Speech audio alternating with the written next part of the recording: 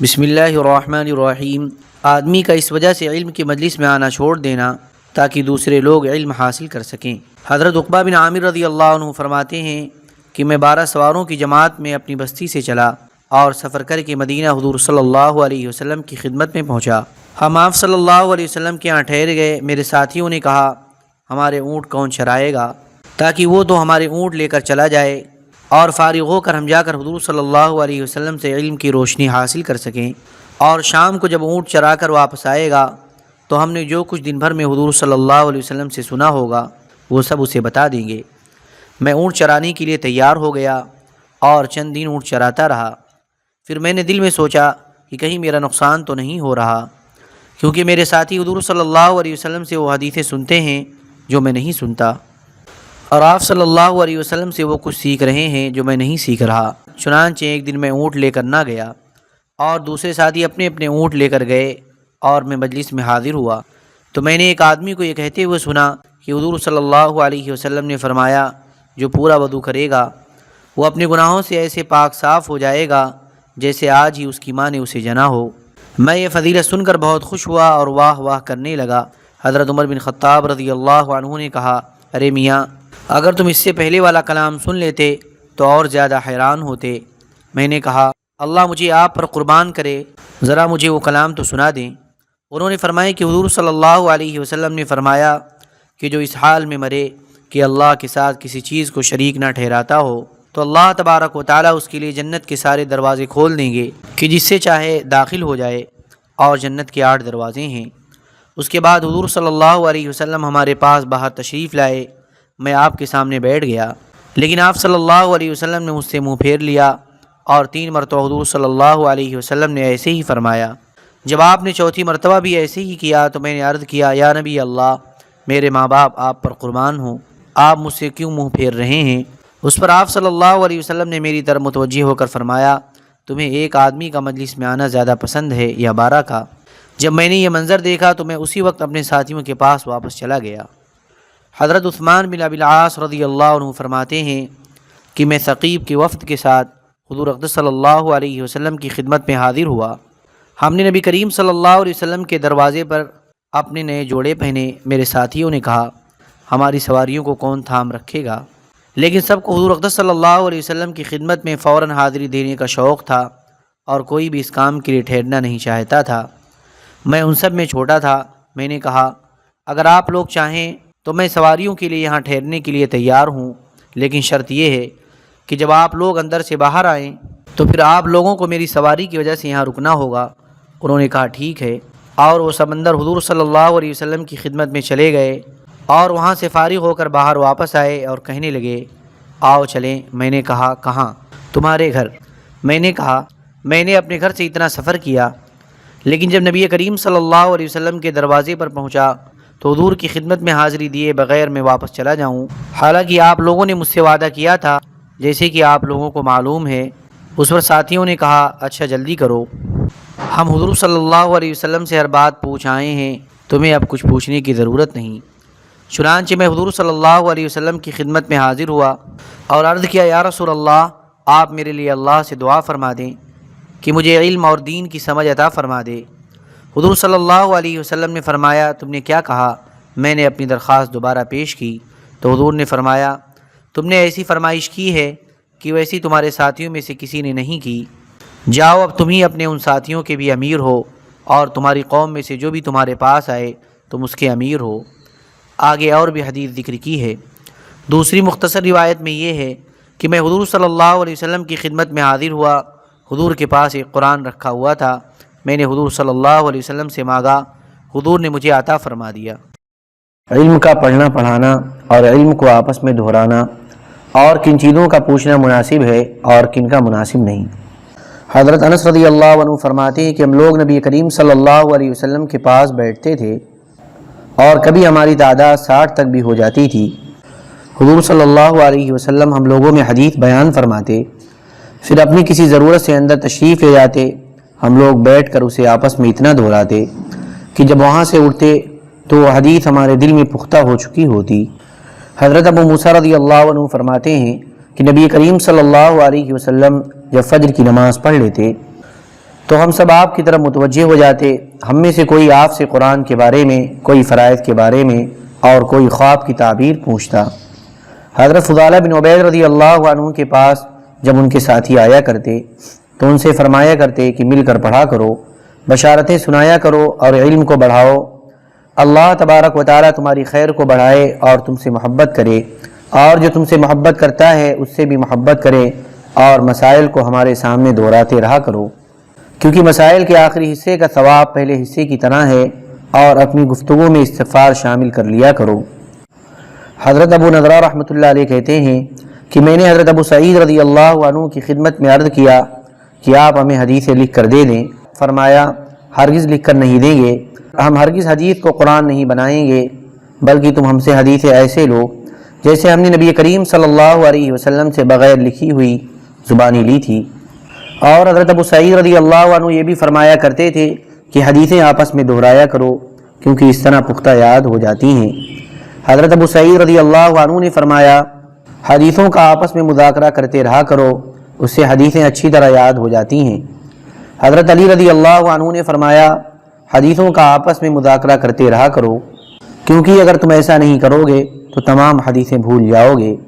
ابن عبد البر کی روایت کے شروع میں یہ بھی ہے کہ آپس میں ایک دوسرے سے ملتے رہا کرو۔ حضرت ابن مسعود رضی اللہ عنہ نے فرمایا حدیثوں کا آپس میں مذاکرہ کرتے رہو، کیونکہ مذاکرہ کرنے سے حدیثیں زندہ رہتی ہیں، یعنی یاد رہتی ہیں۔ حضرت ابن مسعود رضی اللہ عنہ نے فرمایا علم کا پڑھنا پڑھانا نفل نماز کا ثواب دلاتا ہے۔ اور حضرت ابن عباس رضی اللہ عنہما نے فرمایا رات کے کچھ حصے میں علم کا آپس میں مذاکرہ کرنا مجھے رات بھر عبادت کرنے سے زیادہ محبوب ہے۔ حضرت ابن عمر رضی اللہ عنہما فرماتے ہیں کہ حضرت عمر بن خطاب رضی اللہ عنہ نے حضرت علی بن ابی طالب رضی اللہ عنہ سے فرمایا اے ابو حسن، کئی مرتبہ آپ حضور صلی اللہ علیہ وسلم کی مجلس میں موجود ہوتے تھے اور ہم غائب ہوتے تھے، اور کبھی ہم موجود ہوتے تھے اور آپ غیر حاضر۔ 3 باتیں میں آپ سے پوچھنا چاہتا ہوں کہ آپ کو معلوم ہیں۔ حضرت علی رضی اللہ عنہ نے فرمایا وہ 3 باتیں کیا ہیں؟ حضرت عمر رضی اللہ عنہ نے فرمایا ایک آدمی کو ایک آدمی سے محبت ہوتی ہے حالانکہ اس نے اس میں کوئی خیر کی بات نہیں دیکھی ہوتی ہے، اور ایک آدمی کو ایک آدمی سے دوری ہوتی ہے حالانکہ اس نے اس میں کوئی بری بات نہیں دیکھی ہوتی ہے، اس کی کیا وجہ ہے؟ حضرت علی رضی اللہ عنہ نے فرمایا ہاں اس کا جواب مجھے معلوم ہے۔ حضور صلی اللہ علیہ وسلم نے فرمایا ہے کہ انسانوں کی روحیں ازل میں ایک جگہ اکٹھی رکھی ہوئی ہیں، وہ وہاں ایک دوسرے کے قریب آ کر آپس میں ملتی ہیں، جن میں وہاں آپس میں تعارف ہو گیا ان میں یہاں دنیا میں الفت ہو جاتی ہے، اور جن میں وہاں اجنبیت رہی وہ یہاں دنیا میں ایک دوسرے سے الگ رہتے ہیں۔ حضرت عمر رضی اللہ عنہ نے فرمایا یہ ایک بات کا جواب مل گیا۔ دوسری بات یہ ہے کہ آدمی حدیث بیان کرتا ہے، کبھی اسے بھول جاتا ہے، کبھی یاد آ جاتی ہے، اس کی کیا وجہ ہے؟ حضرت علی رضی اللہ عنہ نے فرمایا میں نے حضور صلی اللہ علیہ وسلم کو یہ ارشاد فرماتے ہوئے سنا کہ جیسے چاند کا بادل ہوتا ہے ایسے دل کے لیے بھی بادل ہے، چاند خوب چمکتا رہتا ہے، بادل اس کے سامنے آ جاتا ہے تو اندھیرا ہو جاتا ہے، اور جب بادل ہٹ جاتا ہے چاند پھر چمکنے لگتا ہے۔ ایسے ہی آدمی ایک حدیث بیان کرتا ہے، وہ بادل اس پر چھا جاتا ہے تو وہ حدیث بھول جاتا ہے، اور جب اس سے وہ بادل ہٹ جاتا ہے تو اسے وہ حدیث یاد آ جاتی ہے۔ حضرت عمر رضی اللہ عنہ نے فرمایا 2 باتوں کا جواب مل گیا۔ تیسری بات یہ ہے کہ آدمی خواب دیکھتا ہے تو کوئی خواب سچا ہوتا ہے کوئی جھوٹا، اس کی کیا وجہ ہے؟ حضرت علی رضی اللہ عنہ نے فرمایا جی ہاں اس کا جواب بھی مجھے معلوم ہے۔ میں نے حضور صلی اللہ علیہ وسلم کو یہ فرماتے ہوئے سنا کہ جو بندہ یا بندی گہری نیند سو جاتا ہے تو اس کی روح کو عرش تک چڑھایا جاتا ہے، جو روح عرش پر پہنچ کر جاگتی ہے اس کا خواب تو سچا ہوتا ہے، اور جو اس سے پہلے جاگ جاتی ہے اس کا خواب جھوٹا ہوتا ہے۔ حضرت عمر رضی اللہ عنہ نے فرمایا میں ان 3 باتوں کی تلاش میں ایک عرصے سے لگا ہوا تھا، اللہ کا شکر ہے کہ میں نے مرنے سے پہلے ان کو پا لیا۔ حضرت ابراہیم تیمی رحمۃ اللہ علیہ کہتے ہیں کہ ایک دن حضرت عمر بن خطاب رضی اللہ عنہ تنہائی میں بیٹھے ہوئے تھے اور اپنے دل میں کچھ سوچ رہے تھے، پھر آدمی بھیج کر حضرت ابن عباس رضی اللہ عنہما کو بلایا۔ جب وہ آ گئے تو ان سے فرمایا اس امت میں کیسے اختلاف ہو سکتا ہے جبکہ ان کی کتاب ایک ہے اور ان کا نبی ایک ہے اور ان کا قبلہ ایک ہے؟ حضرت ابن عباس رضی اللہ عنہما نے کہا اے امیر المؤمنین ہم پر قرآن نازل ہوا، ہم نے اسے پڑھا اور ہمیں معلوم ہے کہ قرآن کی آیت کس کے بارے میں نازل ہوئی، لیکن ہمارے بعد کے لوگ قرآن تو پڑھیں گے لیکن انہیں یہ معلوم نہیں ہوگا کہ یہ آیت کس کے بارے میں نازل ہوئی ہے۔ اس طرح ہر جماعت کی اس بارے میں الگ الگ رائے ہوگی۔ جب ہر جماعت کی الگ الگ رائے ہوگی تو ان میں اختلاف پیدا ہو جائے گا، اور جب ان میں آپس میں اختلاف ہو جائے گا تو پھر آپس میں لڑ پڑیں گے۔ یہ سن کر حضرت عمر رضی اللہ عنہ ان پر برسے اور انہیں خوب ڈانٹا۔ حضرت ابن عباس رضی اللہ عنہما واپس چلے گئے، لیکن حضرت ابن عباس رضی اللہ عنہما نے جو بات کہی تھی وہ بعد میں حضرت عمر رضی اللہ عنہ کو سمجھ آ گئی، تو انہیں بلایا اور ان سے فرمایا وہ اپنی بات ذرا دوبارہ کہنا۔ حضرت ابن عباس رضی اللہ عنہما فرماتے ہیں کہ ایک مرتبہ حضرت عمر بن خطاب رضی اللہ عنہ نے فرمایا، آج رات میں نے ایک آیت پڑھی جس کی وجہ سے مجھے ساری رات نیند نہیں آئی۔ وہ آیت یہ ہے، اَيَوَدُّ أَحَدُكُمْ أَن تَكُونَ لَهُ جَنَّةٌ مِّنْ نَخِيلٍ وَأَعْنَابٍ۔ ترجمہ، بھلا تم میں سے کسی کو یہ بات پسند ہے کہ اس کا ایک باغ ہو کھجوروں کا اور انگوروں کا، اس کے درختوں کے نیچے نہریں چلتی ہوں، اس شخص کے ہاں اس باغ میں اور بھی ہر قسم کے مناسب میوے ہوں، اور اس شخص کا بڑھاپا آ گیا ہو اور اس کے اہل و عیال بھی ہوں جن میں کمانے کی قوت نہیں ہے، سو اس باغ پر ایک بگولہ آوے جس میں آگ کا مادہ ہو، پھر وہ باغ جل جاوے۔ میں ساری رات یہ سوچتا رہا کہ اللہ تبارک و تعالیٰ اس آیت میں کیا کہنا چاہتے ہیں، اس سے مراد کیا ہے۔ ایک آدمی نے کہا اللہ زیادہ جانتے ہیں۔ حضرت عمر رضی اللہ عنہ نے فرمایا یہ تو میں بھی جانتا ہوں کہ اللہ زیادہ جانتے ہیں، لیکن میں اس لیے پوچھ رہا ہوں کہ اگر آپ لوگوں میں سے کسی کو کچھ معلوم ہے یا اس نے اس بارے میں کچھ سن رکھا ہے تو وہ بتا دے، اور لوگ تو خاموش رہے۔ لیکن میں نے دھیمی آواز سے کچھ کہا، اس پر حضرت عمر رضی اللہ عنہ نے مجھ سے فرمایا کہو اے میرے بھتیجے، کہو، اپنے آپ کو اتنا کم درجے کا نہ سمجھو۔ میں نے کہا اس مثال سے مراد عمل ہے۔ انہوں نے فرمایا عمل مراد لینے کی کیا دلیل ہے؟ میں نے کہا دلیل تو کوئی نہیں ہے، لیکن میرے دل میں یہ بات آئی ہے جو میں نے کہہ دی ہے۔ اس پر حضرت عمر رضی اللہ عنہ مجھے چھوڑ کر خود تفسیر کرنے لگے اور فرمایا اے میرے بھتیجے، تم نے ٹھیک کہا، واقعی اس سے عمل ہی مراد ہے۔ ابن آدم جب بوڑھا ہو جاتا ہے اور اس کے اہل و عیال زیادہ ہو جاتے ہیں تو اسے اپنے باغ کی بہت زیادہ ضرورت ہوتی ہے، ایسے ہی قیامت کے دن اسے عمل کی سب سے زیادہ ضرورت ہوگی۔ اے میرے بھتیجے، تم نے بالکل ٹھیک کہا۔ حضرت ابن عباس رضی اللہ عنہما فرماتے ہیں کہ حضرت عمر رضی اللہ عنہ مجھے غزوہ بدر میں شریک ہونے والے بڑے بوڑھوں کے ساتھ اپنی مجلس میں شریک فرمایا کرتے تھے۔ ایک مرتبہ ان سے حضرت عبد الرحمن بن عوف رضی اللہ عنہ نے کہا آپ اس نوجوان کو ہمارے ساتھ شریک کرتے ہیں، حالانکہ اس جتنے تو ہمارے بیٹے ہیں۔ حضرت عمر رضی اللہ عنہ نے فرمایا یہ ان لوگوں میں سے ہے جن کو تم جانتے ہو۔ ایک دن حضرت عمر رضی اللہ عنہ نے انہیں بھی بلایا اور مجھے بھی بلایا۔ میں سمجھ گیا کہ مجھے صرف اس لیے بلایا گیا ہے تاکہ وہ لوگ میری علمی حیثیت دیکھ لیں، اور فرمایا آپ لوگ اللہ تبارک و تعالیٰ کے اس فرمان کے بارے میں کیا کہتے ہیں، اور پھر اذا جاء نصر اللہ والفتح سے لے کر آخر تک ساری صورت پڑھی۔ ترجمہ، اے محمد صلی اللہ علیہ وسلم، جب خدا کی مدد اور مکہ کی فتح ماں اپنے آثار کے آ پہنچے، یعنی واقع ہو جائے، اور آثار جو اس پر متفرغ ہونے والے ہیں یہ ہیں کہ آپ لوگوں کو اللہ کے دین یعنی اسلام میں جوق در جوق داخل ہوتا ہوا دیکھ لیں، تو اپنے رب کی تسبیح و تحمید کیجئے اور اس سے استغفار کی درخواست کیجئے، وہ بڑا توبہ قبول کرنے والا ہے۔ ان میں سے کسی نے کہا اللہ نے ہمیں اس بات کا حکم دیا ہے کہ جب اللہ کی مدد آ جائے اور ہمیں فتح نصیب ہو جائے تو ہم اس کی تعریف کریں اور اس سے مغفرت طلب کریں۔ اور کسی نے کہا ہمیں معلوم نہیں، بعضوں نے کچھ نہیں کہا بلکہ خاموش رہے۔ پھر حضرت عمر رضی اللہ عنہ نے مجھ سے فرمایا اے ابن عباس، کیا تم بھی ایسے ہی کہتے ہو؟ میں نے کہا نہیں۔ انہوں نے فرمایا پھر تم کیا کہتے ہو؟ میں نے کہا اس میں حضور صلی اللہ علیہ وسلم کے دنیا سے تشریف لے جانے کی طرف اشارہ ہے۔ اللہ تبارک و تعالیٰ نے حضور صلی اللہ علیہ وسلم کو بتایا ہے کہ جب اللہ کی مدد آ جائے اور مکہ فتح ہو جائے اور تم لوگوں کو دیکھ لو تو یہ آپ کے دنیا سے جانے کے قریب آنے کی نشانی ہے، لہذا آپ اپنے رب کی تسبیح و تحمید کیجئے اور اس سے مغفرت طلب کیجئے، وہ بڑا توبہ قبول کرنے والا ہے۔ پھر حضرت عمر رضی اللہ عنہ نے فرمایا مجھے بھی اس صورت کے بارے میں اتنا ہی معلوم ہے جتنا تمہیں معلوم ہے۔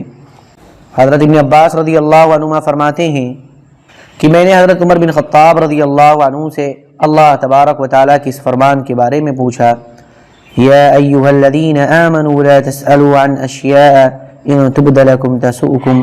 ترجمہ، اے ایمان والو، ایسی فضول باتیں مت پوچھو کہ اگر تم سے ظاہر کر دی جاویں تو تمہاری ناگواری کا سبب ہو۔ حضرت عمر رضی اللہ عنہ نے فرمایا کچھ مہاجرین کو اپنے نسب میں کچھ شبہ تھا۔ ایک دن یہ لوگ آپس میں کہنے لگے اللہ کی قسم ہمارا دل چاہتا ہے کہ ہمارے نسب کے بارے میں اللہ تبارک و تعالی کچھ قرآن نازل فرما دیں تو کیا ہی اچھا ہو۔ اس پر اللہ تبارک و تعالی نے یہ آیت نازل فرمائی جو تم نے ابھی پڑھی تھی۔ پھر حضرت عمر رضی اللہ عنہ نے مجھ سے فرمایا تمہارے یہ ساتھی یعنی حضرت علی بن ابی طالب رضی اللہ عنہ اگر امیر بن گئے تو یہ زاہد تو ہوں گے، لیکن مجھے خود بینی کا ڈر ہے کہ کہیں اس میں مبتلا نہ ہو جائیں۔ میں نے کہا یا امیر المؤمنین ہمارے ساتھی کے فضائل اور درجے کو تو آپ جانتے ہیں، اللہ کی قسم آپ کیا فرما رہے ہیں؟ حضور صلی اللہ علیہ وسلم کے دنیا سے تشریف لے جانے کے بعد ان میں کوئی تبدیلی نہیں آئی، اور جتنے دن وہ حضور صلی اللہ علیہ وسلم کے ساتھ رہے کبھی حضور کو ناراض نہیں کیا۔ حضرت عمر رضی اللہ عنہ نے فرمایا حضرت فاطمہ رضی اللہ عنہ کے ہوتے ہوئے حضرت علی رضی اللہ عنہ نے ابو جہل کی بیٹی کو شادی کا پیغام دینا چاہا تھا جس پر حضور کو گرانی ہوئی تھی۔ میں نے کہا اللہ تبارک و تعالیٰ نے حضرت آدم علیہ السلام کی نافرمانی کے قصے میں فرمایا ہے وَلَمْ نَجِدْ لَهُ عَزْمًا، ترجمہ ہم نے اس حکم کے اہتمام میں ان میں پختگی اور ثابت قدمی نہ پائی۔ ایسے ہی ہمارے ساتھی نے حضور صلی اللہ علیہ وسلم کو ناراض کرنے میں پختگی نہ دکھائی، بلکہ جو ہی پتہ چلا کہ یہ کام حضور صلی اللہ علیہ وسلم کو پسند نہیں ہے انہوں نے فوراً اس ارادے کو چھوڑ دیا۔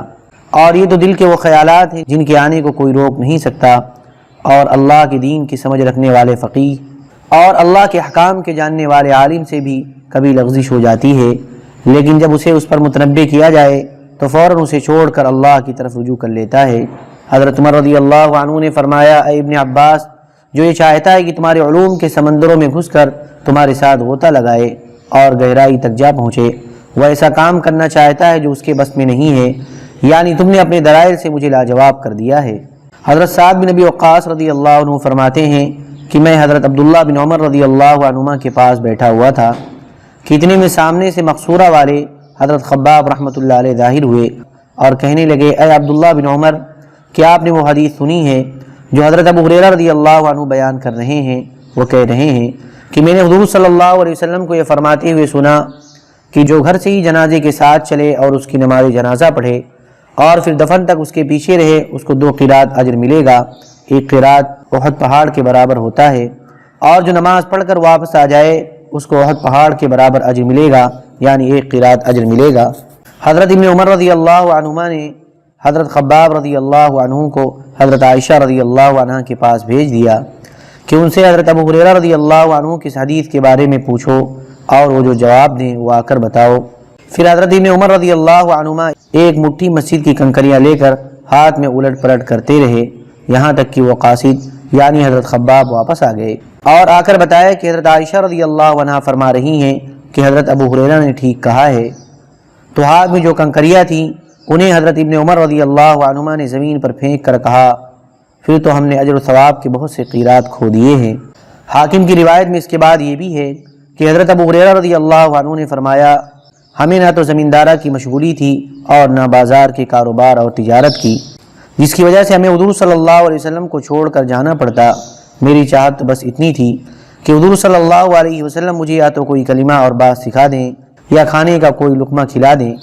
اس پر حضرت ابن عمر رضی اللہ عنہما نے فرمایا اے ابو ہریرہ واقعی تم ہم سے زیادہ حضور صلی اللہ علیہ وسلم کو چمٹے رہتے تھے، اسی وجہ سے تم ہم سے زیادہ حضور صلی اللہ علیہ وسلم کی حدیثوں کو جاننے والے ہو۔ حضرت ابن عباس رضی اللہ عنہما فرماتے ہیں کہ میں نے حضور صلی اللہ علیہ وسلم کے صحابہ سے بہتر کوئی قوم نہیں دیکھی، انہوں نے حضور صلی اللہ علیہ وسلم کی وفات تک حضور صلی اللہ علیہ وسلم سے صرف 13 مسئلے ہی پوچھے جن کا قرآن میں ان الفاظ کے ساتھ ذکر ہے يسألونك عن الشهر الحرام ويسألونك عن الخمر والميسر ويسألونك عن اليتامى ويسألونك عن المحيض ويسألونك عن الأنفال۔ صحابہ آپ سے قابل احترام مہینے، شراب اور جوئے، یتیموں، حید اور مال غنیمت کے بارے میں پوچھتے ہیں۔ وَيَسْأَلُونَكَ مَاذَا يُنْفِقُونَ، صحابہ آپ سے پوچھتے ہیں کہ وہ کیا خرچ کریں، اور وہ صرف اپنے فائدے کی بات ہی پوچھا کرتے تھے۔ حضرت ابن عباس رضی اللہ عنہما نے یہ بھی فرمایا بیت اللہ کا سب سے پہلے فرشتوں نے طواف کیا تھا اور حجر اسود اور رکن یمانی کے درمیان کئی نبیوں کی قبریں ہیں۔ جب کسی نبی کو اس کی قوم بہت زیادہ تکلیف دینے لگتی تو انہیں چھوڑ کر بیت اللہ کے پاس آ جاتا، پھر وفات تک یہاں ہی اللہ کی عبادت کرتا رہتا۔ حضرت عائشہ رضی اللہ عنہ فرماتی ہیں کہ انصار کی عورتیں بہت اچھی ہیں، دینی مسئلہ پوچھنے اور دین کی سمجھ حاصل کرنے میں حیا نہیں کرتی ہیں۔ حضرت ام سلیم رضی اللہ عنہ فرماتی ہیں کہ میں حضور صلی اللہ علیہ وسلم کی زوجہ محترمہ حضرت ام سلمہ رضی اللہ عنہ کی پڑوسن تھی۔ میں نے ان کے گھر میں جا کر عرض کیا، یا رسول اللہ، ذرا یہ بتائیں کہ جب کوئی عورت خواب میں یہ دیکھے کہ اس کے خاوند نے اس سے صحبت کی ہے تو کیا اسے غسل کرنا پڑے گا؟ یہ سن کر حضرت ام سلمہ رضی اللہ عنہ نے کہا، اے ام سلیم، تمہارے ہاتھ خاک آلود ہوں، تم نے اللہ کے رسول کے سامنے عورتوں کو رسوا کر دیا۔ میں نے کہا، اللہ تبارک و تعالی حق بات بیان کرنے سے حیا نہیں کرتے۔ ہمیں جب کسی مسئلے میں مشکل پیش آئے تو اسے نبی کریم صلی اللہ علیہ وسلم سے پوچھ لینا، اس سے بہتر ہے کہ ہم ایسے ہی اندھیرے میں رہیں۔ پھر حضور صلی اللہ علیہ وسلم نے فرمایا، اے ام سلیم، تمہارے ہاتھ خاک آلود ہوں، اگر اسے کپڑوں پر یا جسم پر پانی نظر آئے تو اسے غسل کرنا پڑے گا۔ حضرت ام سلمہ رضی اللہ عنہ نے کہا کہ عورت کا بھی پانی ہوتا ہے؟ حضور صلی اللہ علیہ وسلم نے فرمایا، تو پھر بچہ ماں کے کیسے مشابہ ہو جاتا ہے؟ یہ عورتیں مزاج اور طبیعت میں مردوں جیسی ہیں۔ حضرت سعد رضی اللہ عنہ فرماتے ہیں کہ حضور صلی اللہ علیہ وسلم کوئی بات ارشاد فرماتے تو بعض لوگ ایک دوسرے سے اس کے بارے میں بہت زیادہ سوالات کرتے اور پھر حضور سے پوچھنے لگ جاتے۔ جب پوچھنا شروع کرتے تو اس وقت تو وہ چیز حلال ہوتی، لیکن وہ حضور صلی اللہ علیہ وسلم سے اس کے بارے میں اتنے سوالات کرتے کہ آخر وہ چیز اللہ کی طرف سے حرام کر دی جاتی۔ حضرت جابر رضی اللہ عنہ فرماتے ہیں کہ لعان کی آیتیں زیادہ سوالات کرنے کی وجہ سے نازل ہوئیں۔ ایک دن لوگوں نے حضرت ابن مسعود رضی اللہ عنہ سے بہت زیادہ سوالات کیے تو انہوں نے حضرت حارث بن قیس رحمۃ اللہ علیہ سے فرمایا، اے حار بن قیس، شفقتاً حارث کو ہار کہہ کر پکارا، تمہارا کیا خیال ہے؟ یہ لوگ اتنا زیادہ پوچھ کر کیا کرنا چاہتے ہیں؟ حضرت حارث نے کہا، یہ لوگ تو بس سیکھ کر چھوڑ دیں گے۔ حضرت ابن مسعود رضی اللہ عنہ نے فرمایا، اس ذات کی قسم جس کے علاوہ کوئی معبود نہیں، تم نے ٹھیک کہا۔ حضرت ابن عمر رضی اللہ عنہما نے فرمایا، اے لوگو، جو چیز ابھی ہوئی نہیں اس کے بارے میں مت پوچھو، کیونکہ حضرت عمر رضی اللہ عنہ اس آدمی پر لعنت بھیجتے تھے جو اس چیز کے بارے میں پوچھے جو ابھی نہیں ہوئی۔ حضرت طاؤس رحمۃ اللہ علیہ کہتے ہیں کہ حضرت عمر رضی اللہ عنہ نے فرمایا، کسی کے لیے یہ بات حلال نہیں ہے کہ وہ اس چیز کے بارے میں پوچھے جو ابھی ہوئی نہیں، کیونکہ اللہ تبارک و تعالیٰ نے ان تمام امور کے بارے میں فیصلہ فرما رکھا ہے جو آئندہ ہونے والے ہیں۔ حضرت خارجہ بن زید بن ثابت رحمۃ اللہ علیہ کہتے ہیں کہ میرے والد حضرت زید بن ثابت رضی اللہ عنہ سے جب کوئی چیز پوچھی جاتی تھی تو اس وقت تک اس کے بارے میں اپنی سمجھ سے کوئی جواب نہ دیتے تھے جب تک یہ نہ پوچھ لیتے کہ یہ بات ہو چکی ہے یا نہیں۔ اگر وہ ہوئی نہ ہوتی تو اس کا جواب نہ دیتے، اور اگر ہو چکی ہوتی تو اس کے بارے میں گفتگو فرماتے، اور جب ان سے کوئی مسئلہ پوچھا جاتا تو پوچھتے کیا یہ پیش آ چکا ہے؟ تو کوئی آدمی ان سے کہتا، اے ابو سعید، ابھی پیش تو آیا نہیں ہے، لیکن ہم پہلے سے اس کا جواب تیار کر رہے ہیں۔ یہ فرماتے اسے چھوڑ دو، اور اگر پیش آ چکا ہوتا تو اس کا جواب بتا دیتے۔ حضرت مسروق رحمۃ اللہ علیہ کہتے ہیں کہ میں نے حضرت ابی بن کعب رضی اللہ عنہ سے ایک مسئلہ پوچھا تو انہوں نے فرمایا، کیا یہ پیش آ چکا ہے؟ میں نے کہا نہیں، تو فرمایا، جب تک یہ پیش نہ آئے اس وقت تک مجھے آرام سے رہنے دو۔ ابن سعد کی روایت میں اس طرح ہے کہ حضرت ابی رضی اللہ عنہ نے فرمایا، جب تک یہ پیش نہ آ جائے اس وقت تک ہمیں آرام سے رہنے دو، اور جب یہ پیش آ جائے گا تب ہم تمہارے لیے کوشش کر کے اپنی رائے بتا دیں گے۔